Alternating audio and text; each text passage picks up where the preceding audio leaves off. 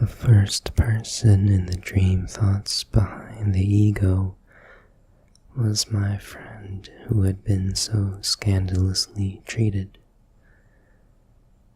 I now attempted to clear up the chronological relation.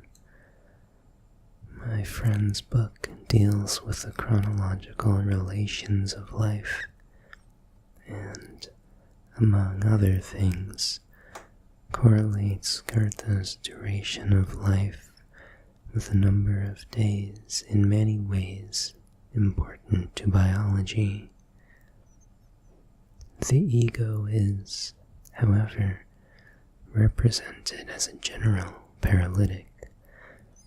I am not certain what year we are actually in. The dream exhibits my friend as behaving like a general paralytic, and thus riots in absurdity. But the dream thoughts run ironically. Of course he is a madman, a fool, and you are the genius who understands all about it. But shouldn't it be the other way round? This inversion obviously took place in the dream when Goethe attacked the young man, which is absurd, whilst anyone, however young, can today easily attack the great Goethe. I am prepared to maintain that no dream is inspired by other than egoistic emotions. The ego in the dream does not, indeed, represent only my friend, but stands for myself also. I identify myself with him because the fate of his discovery appears to me typical of the acceptance of my own. If I were to publish my own theory, which gives sexuality predominance in the etiology of psychoneurotic disorders, see the allusion to the 18-year-old patient, nature, nature. The same criticism would be leveled at me, and it would even now meet with the same contempt. When I follow out the dream thoughts closely, I ever find only scorn and contempt as correlated with the dream's absurdity. It is well known that the discovery of a cracked sheep's skull on the Lido in Venice gave Goethe the hint for the so-called vertebral theory of the skull. My friend plumes himself on having as a student raised a hubbub for the resignation of an aged professor who had done good work, including some in this very subject of comparative anatomy, but who, on account of decrepitude, had become quite incapable of teaching. The agitation my friend inspired was so successful because in the German universities an age limit is not demanded for academic work. Age is no protection against folly. In the hospital here, I had for years the honor to serve under a chief who, long fossilized, was for decades notoriously feeble-minded, and was yet permitted to continue in his responsible office, a trait, after the manner of the find in the Lido, forces itself upon me here. It was to this man that some youthful colleagues in the hospital adapted the then popular slang of that day. No Goethe has written that, no Schiller composed that, etc. We have not exhausted our valuation of the dream work. In addition to condensation, displacement, and a definite arrangement of the psychical matter, we must ascribe to it yet another activity, one which is, indeed, not shared by every dream. I shall not treat this position of the dream work exhaustively. I will only point out that the readiest way to arrive at a conception of it is to take for granted, probably unfairly, that it only subsequently influences the dream content which has already been built up. Its mode of action thus consists in so coordinating the parts of the dream that these coalesce to a coherent whole, to a dream composition. The dream gets a kind of facade which, it is true, does not conceal the whole of its content.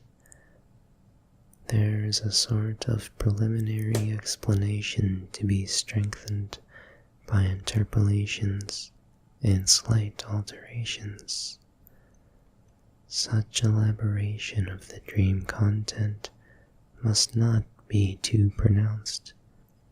The misconception of the dream thoughts to which it gives rise is merely superficial, and our first piece of work in analyzing a dream is to get rid of these early attempts at interpretation.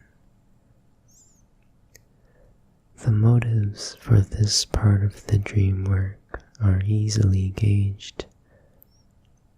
This final elaboration of the dream is due to a regard for intelligibility, a fact at once betraying the origin of an action which behaves towards the actual dream content, just as our normal psychical action behaves towards some proffered perception that is to our liking. The dream content is thus secured under the pretense of certain expectations, is perceptually classified by the supposition of its intelligibility, thereby risking its falsification, whilst, in fact, the most extraordinary misconceptions arise if the dream can be correlated with nothing familiar. Everyone is aware that we are unable to look at any series of unfamiliar signs, or to listen to a discussion of unknown words, without at once making perpetual changes through our regard for intelligibility, through our falling back upon what is familiar. We can call those dreams properly made up, which are the result of an elaboration in every way analogous to the psychical action of our waking life. In other dreams, there is no such action. Not even an attempt is made to bring about order and meaning. We regard the dream as quite mad, because on awaking it is with this last named part of the dream work, the dream elaboration, that we identify ourselves. So far, however, as our analysis is concerned, the dream, which resembles a medley of disconnected fragments, is of as much value as the one with a smooth and beautifully polished surface. In the former case, we are spared, to some extent, the trouble of breaking down the super elaboration of the dream content. All the same, it would be an error to see in the dream facade nothing but the misunderstood and somewhat arbitrary elaboration of the dream carried out at the instance of our psychical life. Wishes and fantasies are not infrequently employed in this erection of the facade, which we already fashioned in the dream thoughts. They are akin to those of our waking life, daydreams, as they are very properly called. These wishes and fantasies, which analysis discloses in our dreams at night, often present themselves as repetitions and refashionings of the scenes of infancy. Thus, the dream facade may show us directly the true core of the dream, distorted through admixture with other matter. Beyond these four activities, there is nothing else to be discovered in the dream work. If we keep closely to the definition that dream work denotes the transference of dream thoughts to dream content, we are compelled to say that dream work is not creative. It develops no fancies of its own. It judges nothing, decides nothing.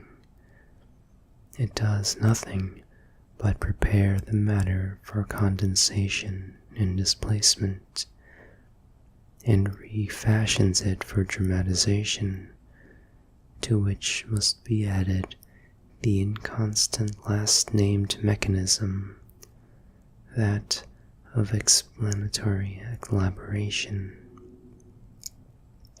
It is true that a good deal is found in the dream content, which might be understood as the result of another and more intellectual performance. But analysis shows conclusively every time that these intellectual operations were already present in the dream thoughts, and have only been taken over by the dream content. A syllogism in the dream is nothing other than the repetition of a syllogism in the dream thoughts. It seems inoffensive if it has been transferred to the dream without alteration. It becomes absurd if, in the dream work, it has been transferred to other matter.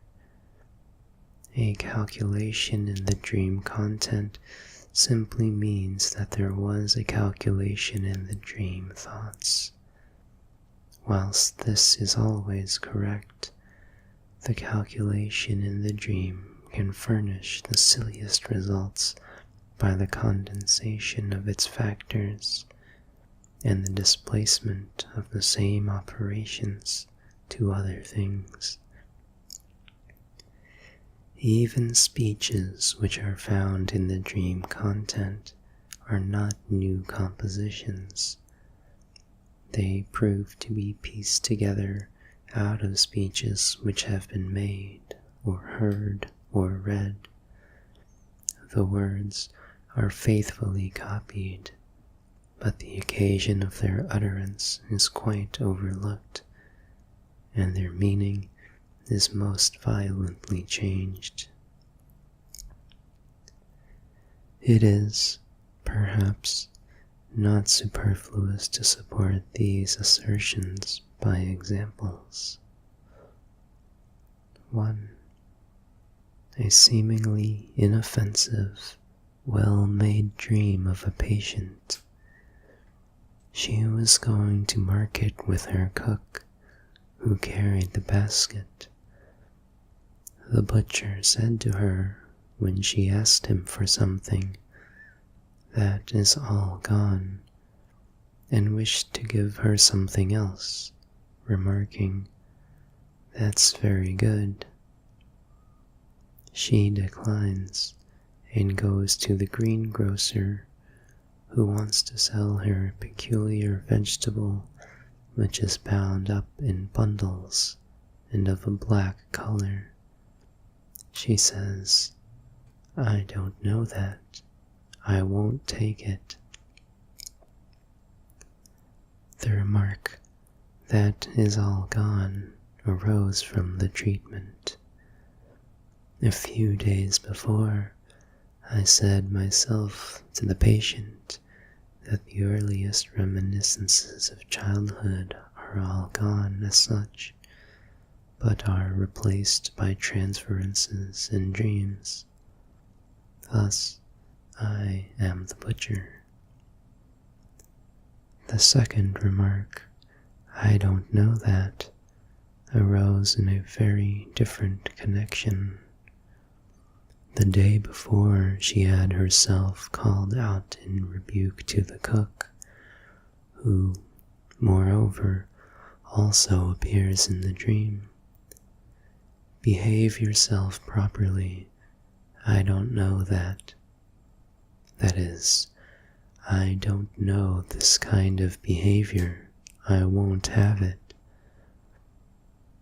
The more harmless portion of this speech was arrived at by a displacement of the dream content.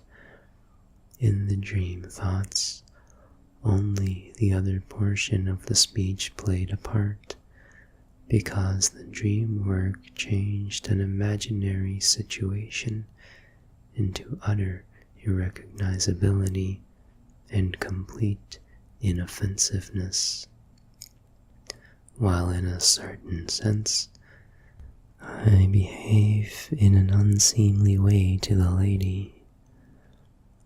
The situation resulting in this fantasy is, however, nothing but a new edition of one that actually took place. 2. A dream apparently meaningless relates to figures. She wants to pay something. Her daughter takes 3 florins, 65 kreuzers out of her purse, but she says, "What are you doing? It only costs 21 kreuzers." The dreamer was a stranger who had placed her child at school in Vienna, and who was able to continue under my treatment so long as her daughter remained at Vienna. The day before the dream, the directress of the school had recommended her to keep the child another year at school. In this case, she would have been able to prolong her treatment by 1 year. The figures in the dream become important if it be remembered that time is money. 1 year equals 365 days, or, expressed in kreuzers, 365 kreuzers, which is 3 florins, 65 kreuzers. The 21 kreuzers correspond with the 3 weeks which remained from the day of the dream to the end of the school term, and thus to the end of the treatment. It was obviously financial considerations which had moved the lady to refuse the proposal of the directress, and which were answerable for the triviality of the amount in the dream. 3. A young lady, but already 10 years married, heard that a friend of hers, Miss Elise L., of about the same age, had become engaged. This gave rise to the following dream. She was sitting with her husband in the theater. The one side of the stalls was quite empty. Her husband tells her Elise L. and her fiancé had intended coming, but could only get some cheap seats, 3 for 1 florin 50 kreuzers, and these they would not take. In her opinion, that would not have mattered very much. The origin of the figures from the matter of the dream thoughts and the changes the figures underwent are of interest. Whence came the 1 florin 50 kreuzers? From a trifling occurrence of the previous day. Her sister-in-law had received 150 florins as a present from her husband, and had quickly got rid of it by buying some ornament. Note that 150 florins is 100 times 1 florin 50 kreuzers. For the 3 concerned with the tickets, the only link is that Elise L. is exactly 3 months younger than the dreamer. The scene in the dream is the repetition of a little adventure for which she has often been teased by her husband. She was once in a great hurry to get tickets in time for a piece, and when she came to the theater, one side of the stalls was almost empty. It was therefore quite unnecessary for her to have been in such a hurry. Nor must we overlook the absurdity of the dream that 2 persons should take 3 tickets for the theater. Now for the dream ideas. It was stupid to have married so early. I need not have been in so great a hurry. Elise L.'s example shows me that I should have been able to get a husband later. Indeed, 100 times better if I had but waited. I could have bought 3 such men with the money.